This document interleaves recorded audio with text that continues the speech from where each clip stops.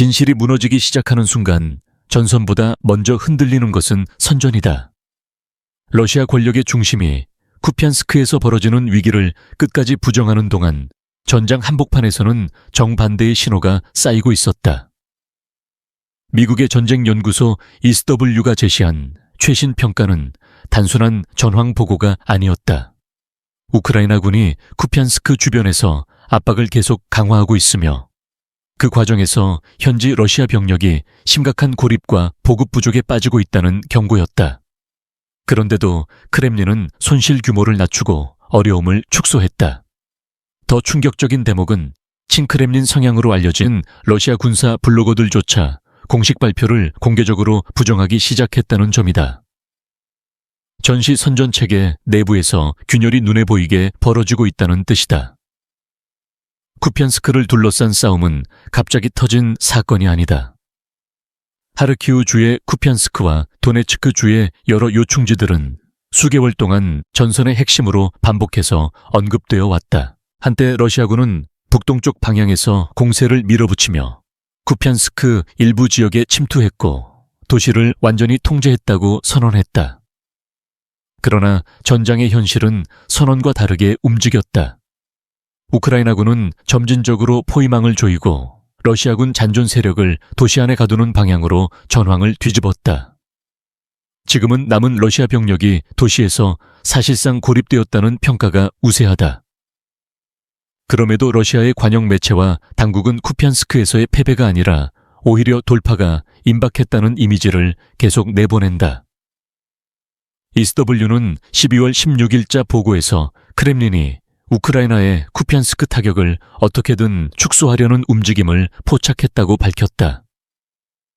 우크라이나 군사 소식통들은 도시 안에 약 200명 수준의 러시아 병력이 갇혀 있을 수 있다고 언급했고, 이들은 여러 차례 전장 형성 작전과 차단 작전을 거치며 정기적인 보급선에서 끊겼다는 주장도 뒤따랐다. 러시아 국영 매체는 서부 집단군과 연합지휘부의 익명 소식통 발언을 동원해 여전히 러시아가 쿠피안스크를 통제하고 있다고 강조했다. 심지어 우크라이나 대통령 볼로디미르 젤렌스키가 12월 11일에 쿠피안스크에서 촬영한 영상이 연출이라는 식의 비난까지 내놓았다. 전투보다 영상의 진위를 공격하는 메시지가 앞세워졌다는 사실 자체가 선전전의 성격을 보여준다. 하지만 우크라이나군의 공식 메시지는 훨씬 구체적이다.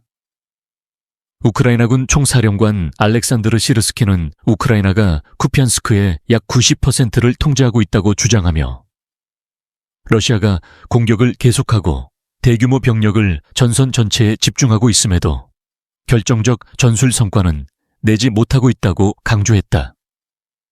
그가 제시한 숫자 중에는 전선 전체에 약 71만 명 수준의 러시아 병력이 배치되었다는 언급도 포함된다. 숫자의 진위를 떠나 핵심은 하나다. 러시아는 병력을 늘리고 공격을 반복하지만 전황을 결정적으로 바꾸지 못하고 있다는 것이다. 이 전선에서 흥미로운 장면은 러시아 군사 블로거들의 내부 논쟁이다. 한 블로거는 지리적 위치가 특정된 것으로 보이는 영상을 공개하며 러시아군이 여전히 쿠피안스크 남쪽에 존재한다고 주장했다. 영상에는 기계화보병 68사단 예하 121 기계화보병연대 소속으로 추정되는 병사 2명이 포착되었다고 전해진다. 이 자료를 근거로 러시아의 도시 잔존을 주장했지만 다른 블로거들은 그 해석에 동의하지 않았다. 오히려 상당수 블로거들이 관영 매체가 우크라이나의 방역을 회피하며 현실을 숨긴다고 비판했고, 어떤 이는 언론이 사실을 감추고 공식 메시지만 반복해 전황을 가린다고 직설적으로 공격했다. 전쟁에서 선전은 내부 결속의 끈인데 그 끈이 느슨해지고 있다는 신호다. 그렇다면 왜 크렘린은 현실과 다른 통제를 계속 주장하는가? 우크라이나 국가안보 국방회의 산하 허위정보 대응센터 책임자 안드리 코발렌코는 러시아 군 지휘부가 전장 실패의 대가로 자리에서 밀려날 것을 두려워하기 때문이라고 지적했다. 그는 러시아 국방장관 안드레이 벨로우소프가 쿠피안스크를 통제한다고 계속 말하지만 실제로는 도시 대부분이 우크라이나 방어군 손에 있으며 우크라이나가 잔존 러시아 세력을 계속 소탕하고 있다고 강조했다. 더 나아가 이는 개인의 실수가 아니라 최고 권력층에서 의도적으로 벌이는 선전작전이라는 점을 부각했다. 발레리 게라시모프 총참모장이 처음으로 쿠피안스크 통제선언을 던진 뒤 여러 고위 인사들이 동일한 메시지를 반복해 결국 블라디미르 푸틴 앞에서까지 같은 말이 이어졌다는 것이다. 코발렌코는 동기가 단순한 자리 보존이 아니라 전쟁을 어떤 대가를 치르더라도 연장하려는 권력 엘리트의 계산과 연결된다고 본다. 그들은 승전 보고를 계속 만들어내야 내부의 성공의 환상을 유지할 수 있다. 그리고 그 환상은 전쟁을 멈추지 않으려는 정치적 의지와 맞물린다. 결과적으로 쿠피안스크 전선의 현실과 언론의 언어 사이 간극이 커질수록 선전은 더 과장되고 더 공격적이 된다. 반대로 현장에서 벌어지는 것은 포위의 강화와 잔존 세력의 축소다. 우크라이나 측 설명에 따르면 쿠피안스크 작전은 가을부터 계획되고 단계적으로 진행되어 왔고 지금도 결정적 국면이 계속 이어지고 있다. 포위된 러시아 부대는 격렬히 저항하지만 우크라이나 방어군은 포위망을 더 조이며 남은 저항 거점을 하나씩 지워나간다. 종이 위의 승리가 아니라 지상에서의 통제가 무엇인지 보여주려는 방식이다. 쿠피안스크만의 이야기가 아니다. 도네츠크 방향에서도 러시아의 돌파 시도는 연달아 값비싼 실패로 기록되고 있다. 우크라이나 국가방위군 1군단 아조우는 도프로필리아 방향으로 전환에 들어오려던 러시아의 돌격 집단을 완전히 경멸했다고 밝혔다. 러시아는 시아가 나쁜 짙은 안개를 이용해 사륜 지형 차량 16대를 투입하고 대규모 보병을 태워 빠르게 파고드는 기동을 시도했다. 그러나 그 공격은 중간에서 꺾였다. 어떤 차량도 목표에 접근하지 못했고 공격대는 접근 과정에서 그대로 소멸했다는 것이 아조우 측 설명이다. 드론 정찰과 포병 화력 사전에 준비된 지뢰 제거와 장애물 통제가 결합되면서 고속도립은 마지막 기억이 되어버렸다는 표현까지 등장한다. 속도로 전선을 찍겠다는 구상은 정찰과 원거리 타격이 지배하는 전장에서 가장 먼저 무너질 수 있음을 드러낸 사례다. 같은 방향에서 우크라이나 방어부대와 국경수비대도 별도의 러시아 공격을 격퇴하며 큰 손실을 입혔다고 전한다. 연속되는 격퇴는 하나의 결론으로 모인다. 러시아는 공격을 멈추지 않지만 성공의 확률은 점점 낮아지고 있으며 비용은 점점 커지고 있다는 것이다. 포크롭스크 인근에서는 러시아가 오토바이 돌격을 점점 더 자주 사용하고 있다는 정황도 나온다. 우크라이나 지상군은 포크롭스크 근처에서 러시아 오토바이 공격이 정확한 드론 타격으로 완전히 차단되는 영상을 공개했다. 우크라이나 기계화 155여 단의 드론 조종팀이 남쪽과 북쪽에서 동시에 들어오는 오토바이 집단의 움직임을 포착했고 타격 이후 오토바이 그룹은 흩어져 보병으로 전환하려 했지만 즉시 제거되었다는 것이다. 작은 기동수단으로 방어선을 흔들려는 시도는 오히려 드론에게 더 명확한 표적을 제공하는 결과가 될 수 있다. 러시아의 선전은 이 지역에서도 반복된다. 12월 13일 러시아 선전 채널들은 포크롭스크 인근의 핵심 지점들을 완전히 점령했다고 주장했지만 우크라이나 측은 방어선을 유지하며 러시아가 북쪽에서 돌파하지 못했다고 반박한다. 러시아가 열압력 탄약까지 사용하며 압박을 높였다는 주장도 제기되지만 그럼에도 도시와 방어선은 버티고 있다는 설명이 이어진다. 포크롭스크가 무너지지 않는다는 사실은 도네츠크 전선 전체에서 러시아의 징역이 어디서 막히는지 보여주는 상징처럼 작동한다.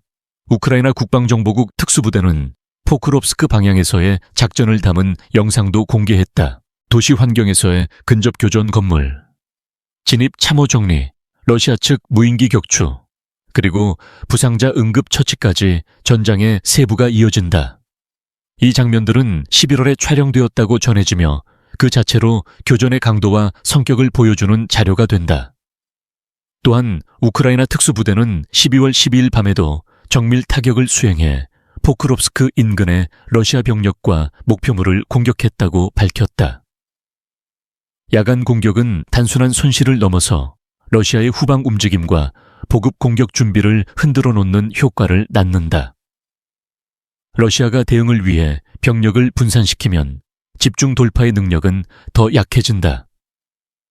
시르스케는 러시아가 이 지역을 17개월 넘게 노렸지만 목표를 달성하지 못했다고 강조했다. 그리고 우크라이나가 방역을 통해 북쪽에서 16제곱킬로미터를 재확보했고 서쪽 주변에서도 56제곱킬로미터를 추가로 되찾았다는 수치를 제시했다. 러시아가 수적 우세를 전장 승리로 전환하지 못하고 있다는 평가가 다시 한번 확인되는 대목이다. 전선의 다른 축에서는 우크라이나 해병대가 측면을 찌르며 더 큰 작전적 압박을 만들려는 움직임도 등장한다. 드니프로페트롭스크 방향에서 우크라이나는 강 북쪽 지역을 정리한 뒤 다음 단계의 공격으로 전환했다고 전해진다. 러시아가 이런 가능성을 예상했음에도 우크라이나 지휘부는 해병대 정예 전력을 전차와 결합해 방어선 측면을 깊게 파고드는 선택을 했다. 당장의 목표는 러시아가 통제하는 지역 안에서 교두보를 확대하고 노보 파우카 방향으로 향하는 러시아 공세의 옆구리를 위협하는 것이다. 러시아의 공격 흐름이 둔화되는 순간을 포착해 전선 전체를 복잡하게 만들려는 계산이 읽힌다. 노보파우카는 강 양안에 걸쳐 있는 지리적 특성 때문에 전략적 가치가 크다고 설명된다. 러시아가 한쪽 강변이라도 장악하면 남은 강변은 방어하기가 극도로 어려워질 수 있다. 과거 비슷한 지형에서 어느 한 조각의 땅이 도하 거점으로 바뀌면서 더 깊은 공세를 부른 사례들이 있었고 우크라이나는 그런 위험을 알고 있다. 그래서 우크라이나가 특정 지역을 완전히 통제하고 있다는 사실이 곧 전술적 발판이 된다. 그 발판에서 우크라이나는 강을 넘는 기동을 준비하고 동쪽을 교란하며 러시아의 전초 진지를 흔들 수 있다. 날씨는 전쟁의 또 다른 무기다. 특히 안개가 짙은 조건에서는 러시아의 정찰이 제한될 수 있고 우크라이나는 그 틈을 이용해 침투와 기습을 시도할 수 있다. 위치가 특정된 영상에서는 우크라이나의 레오파르트 1 아이브 전차가 러시아의 진지를 직접 포격하며 적 병력을 제압하거나 묶어두는 장면이 나온다. 전차가 길을 열면 해병대가 접근하고 초기 돌입 후 전차는 뒤로 빠져 대전차 위협을 피하는 동안 보병이 참호를 정리하는 방식이다. 그리고 이 전 과정은 드론 정찰과 연결되어 지휘부가 실시간으로 상황을 보고 매복 위험을 경고하며 지상 병력이 보기 어려운 위협을 표시한다. 화력 때문에 진지의 일부가 붕괴되고 보병은 지하 통로로 들어갈 때 극도로 조심스럽게 움직인다. 이런 세부는 전투가 선전과 달리 얼마나 체계적이고 단계적으로 진행되는지를 보여준다. 이 작전의 결과로 러시아 병사 5명이 사망했고 10명이 포위 상태에서 항복했다는 내용도 이어진다. 포로는 신문을 거쳐 후방으로 이송되며 이후 포로 교환의 자원으로 활용될 수 있다. 결국 우크라이나가 영토 통제를 확대하고 러시아가 더 넓은 전선에서 방어를 강요받게 만드는 흐름이 만들어진다. 러시아가 대응을 느리게 하거나 지휘 체계가 분열된 채로 남는다면 지금의 전황은 더 큰 방역 기회를 열 수 있다는 전망으로 이어진다. 전쟁이 길어질수록 강한 무기는 종종 두 가지 역할을 동시에 수행한다. 하나는 실제 전투 능력의 일부이고 다른 하나는 전시 정치가 요구하는 상징이다. 러시아가 20년 가까운 지연 끝에 SU-500을 공식적으로 전투대기 상태에 올렸다고 선언한 순간 그 상징성은 더욱 커졌다. 러시아는 SU-500 프로메테스의 첫 연대가 공식적으로 전투 임무에 들어갔다고 발표했고 이 소식은 즉시 국영 매체를 통해 대대적으로 확산됐다. 특히 장거리와 고고도 위협을 막는 전략적 방패라는 표현이 반복됐다. 그러나 발표에 비해 구체적 정보는 거의 없었다. 어디에 배치되는지, 어떤 운용 절차를 갖췄는지, 실제로 실전 검증을 거쳤는지에 대한 명확한 설명은 뒤따르지 않았다. 준비 완료라는 말은 많았지만 증명은 적었다. SO-500 프로그램이 처음부터 순조로웠던 것은 아니다. 개발은 오랜 시간 지연과 기술적 난관을 겪어왔다고 알려져 있다. 어떤 설명에서는 2010년대부터 계획이 이어졌지만 시험과 생산의 속도가 늦었고 결국 2021년에야 서류상으로 편제에 들어갔다는 흐름이 언급된다. 2024년 12월에는 SO-500을 장비한 새로운 부대가 창설됐다는 발표도 있었지만 당시에도 구체적 배치 시점과 장소는 공개되지 않았다. 이번에 러시아 국방장관 안드레이 벨로우소프가 12월 17일 직접 첫 연대의 전투 임무 돌입을 언급하면서 다시 한번 상징이 강화된 셈이다. 러시아가 내세운 SO-500의 개념은 다층 방공과 미사일 방어다.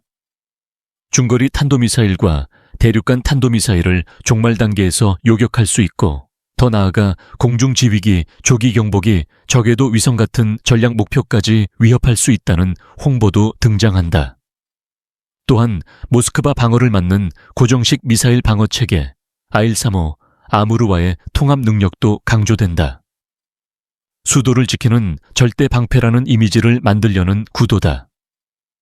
하지만 아이러니는 같은 시간에 전선에서는 러시아 방공체계가 계속 타격받고 있다는 점이다.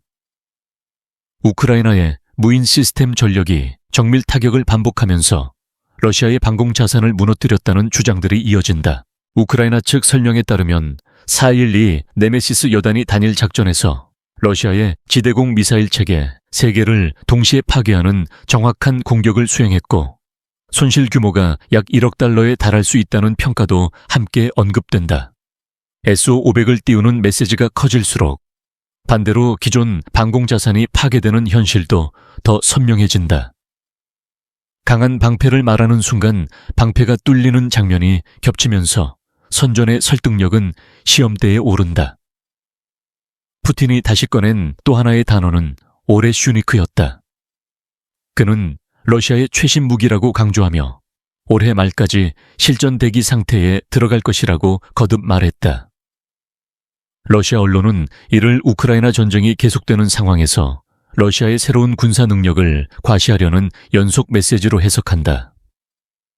푸틴은 오레슈니크가 지난해 12월 처음 사용되었다고 언급하며 11월 21일 우크라이나의 드니프로를 겨냥한 공격을 예로 들었다. 러시아는 그날 한 발의 미사일로 우크라이나의 방산 공장을 타격했다고 주장했고 일부 평가는 당시 미사일이 탄두를 장착하지 않았을 가능성을 제기하며 시험이나 과시 목적일 수 있다고 본다. 실제로 전쟁에서 신형 무기는 전술적 효과보다 정치적 효과를 노리고 등장하는 경우가 많다. 푸틴은 대중 앞에서 군의 높은 훈련 수준을 강조하며 정기적인 훈련과 실전 경험 공유를 통해 가장 어려운 임무도 수행할 수 있다고 말했다. 그는 이 경험이 동맹과 파트너에게도 공유된다고 언급하면서 전쟁을 고립이 아니라 네트워크로 포장하려는 의도도 드러냈다. 오레슈니크의 정체에 대해서는 비공식 평가가 엇갈리지만 어떤 추정은 이 미사일이 RS-26계열의 개선형일 수 있다고 본다. 사거리가 약 500km에 이를 수 있다는 주장도 나오지만 공개 정보는 제한적이다. 결국 러시아는 구체적 재원보다는 상징으로 공포를 먼저 전달하려는 듯한 모습을 보인다. 여기서 다시 처음의 이야기로 돌아가야 한다. 왜 러시아는 쿠피안스크의 현실을 부정하는가? 왜 도네츠크 전선에서의 반복되는 격퇴를 승리의 언어로 덮으려 하는가? 그리고 왜 그 순간마다 SO-500과 오레슈니크 같은 이름을 전면에 내세우는가? 답은 전쟁을 지속하기 위한 서사에 있다. 전환기 불리해질 때 내부 결속을 유지하려면 외부 위협을 과장하거나 미래의 결정적 무기를 강조해 오늘의 실패를 희석해야 한다. 그러는 사이 전장에서는 고립이 심화되고 보급은 끊기며 소규모 돌격은 드론과 포병에 잘려나간다. 쿠피안스크에서 칭크렘린 블로거들마저 공식 발표를 믿지 않는 장면은 단순한 의견 차이가 아니다. 그것은 전쟁을 지탱해온 이야기의 균열이다. 선전은 전투의 결과가 아니라 전투를 계속할 이유를 만드는 장치다. 그런데 그 장치가 흔들리면 권력은 더 큰 소리를 내야 한다. 그래서 통제 선언이 반복되고 영상 조작 프레임이 등장하고 신형 무기 자랑이 더 커진다. 그러나 현실은 언제나 현장에서 결정된다. 우크라이나가 쿠피안스크 주변에서 압박을 강화하고 도프로필리아 방향에서 돌격 집단을 경멸하며 포크롭스크 근처에서 오토바이 공격을 차단하고 드니프로페트롭스크 방향에서 측면을 찌르며 포로를 확보하는 과정은 하나로 연결된다. 러시아가 병력을 늘리고 무기를 선전할수록 우크라이나는 정찰과 정밀 타격, 단계적 전진 포위와 소탕이라는 방식으로 대응하며 러시아가 원하는 결정적 승리를 허용하지 않으려 한다. S-500이 전투 대기 상태에 들어갔다는 선언도, 오레슈니크가 곧 실전 배치된다는 주장도 결국 같은 질문을 피해갈 수 없다. 그것이 전선의 고립을 풀 수 있는가? 그것이 보급 부족을 해결하는가? 그것이 도시 안에 갇힌 병력의 탈출로를 열 수 있는가? 기술은 위협을 만들 수 있지만 포위된 부대를 먹여 살리지는 못한다. 선전은 공포를 만들 수 있지만 드론이 보는 하늘을 가릴 수는 없다. 그래서 전쟁은 다시 쿠피안스크로 되돌아간다. 거기에서 러시아는 이미 한 번 도시를 통제했다고 말했고 우크라이나는 실제 통제를 넓혀왔다고 주장한다. 누가 맞는지의 최종 답은 전투가 끝난 뒤 지도로 남는다. 그리고 지금까지 축적된 신호는 하나의 방향을 가리킨다. 전선에서 벌어지는 사실이 선전의 말보다 더 빠르게 러시아 내부의 믿음을 무너뜨리고 있다는 방향이다. 이런 국면에서 전쟁은 더 위험해진다. 왜냐하면 말의 세계가 무너질 때 권력은 현실을 되돌리기 위해 더 큰 행동을 선택하려 하기 때문이다. 하지만 더 큰 행동은 더 큰 비용을 부르고 그 비용은 다시 더 큰 거짓말을 요구한다. 쿠피안스크에서 시작된 균열은 단지 한 도시의 문제가 아니다. 그것은 전쟁을 끌고 가는 방식 그 자체가 한계에 닿고 있다는 신호다. 그리고 그 신호가 계속 누적되는 한 S-500이라는 이름도 오레슈니크라는 이름도 결국 전황의 흐름을 바꾸는 결정타가 아니라 또 하나의 종이 위 승전보로 남을 가능성이 커진다. 전쟁은 기술의 쇼가 아니라 보급과 지휘와 병사의 생존으로 이루어진다. 그 기본이 무너질 때 아무리 화려한 이름도 현실을 대신하지 못한다.